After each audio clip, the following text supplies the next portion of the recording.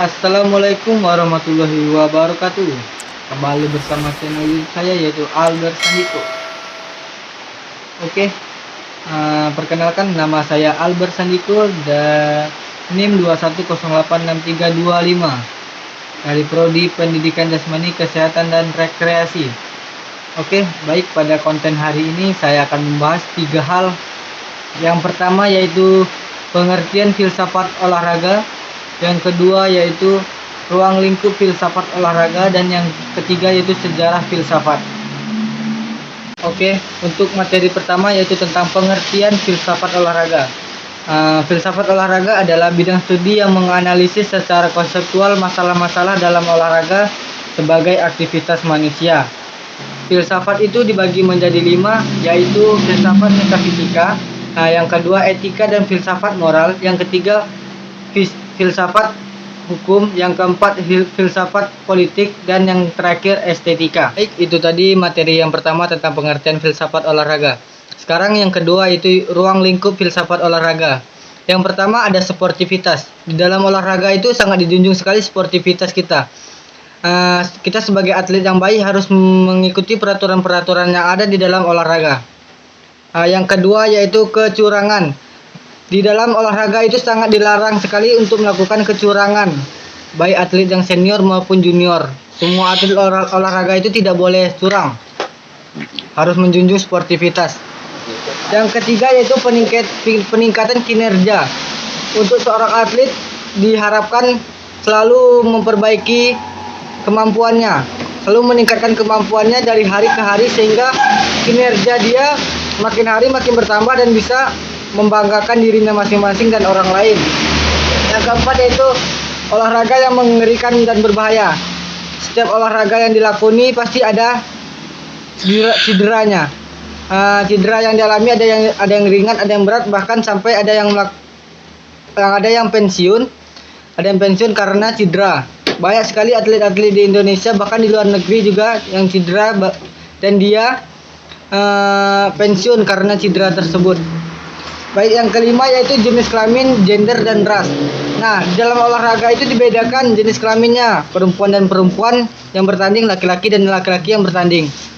Dibedakan jenis kelaminnya, tidak ada laki-laki dan perempuan yang bercampur dalam pertandingan. Baik, yang ketujuh, olahraga yang bagi orang yang cacat. Nah, bagi orang yang cacat itu ada tersendiri olahraganya. Dia memiliki tempat khusus dan bagian khusus tersendiri untuk bagi orang yang cacat. Yang terakhir yaitu estetika olahraga. Estetika olahraga itu berkaitan dengan seni dan keindahan. Contohnya olahraganya yaitu pencaksilat, lompat indah, dan yang lain-lain. Baik, kita kembali ke materi ketiga kita yaitu sejarah perkembangan filsafat. Sejarah perkembangan filsafat ini dimulai sejak abad ke-6 sebelum Masehi, di mana dulu ada 2 orang yang berpendapat, yaitu Herakleitos dan Parmenides. Sejarah perkembangan ini sangat penting bagi manusia. Dulu manusia berpikir, pola pikirnya mite-mite, yaitu masih memikirkan mitos, di mana dulu dia berpikir kalau gempa itu adalah kepala dewa yang sedang bergoyang. Nah, sekarang setelah filsafat Yunani tiba, mereka jadi tahu bahwa gempa itu adalah hasil dari alam.